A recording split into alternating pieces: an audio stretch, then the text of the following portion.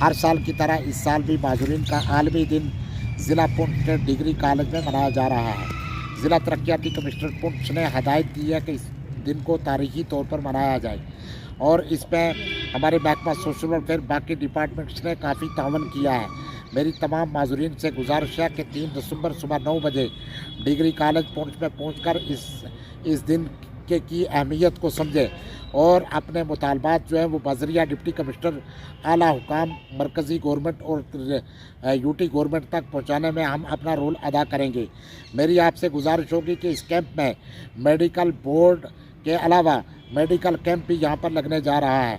Medical board का मकसद है कि उन माजूरीन को जिनको अभी तक सर्फटेक नहीं मिली, यूडीआईडी कार्ड नहीं मिले, उनकी जांच करके उनको मौके ही पर मेडिकल सर्फटेक और यूडीआईडी कार्ड दिए जाएंगे। साथ में मेडिकल कैंप भी लगने जा रहा है जिसमें मुफ्त दवाइयाँ और आपके चेकअप जो है वो फ्री किया जाएगा।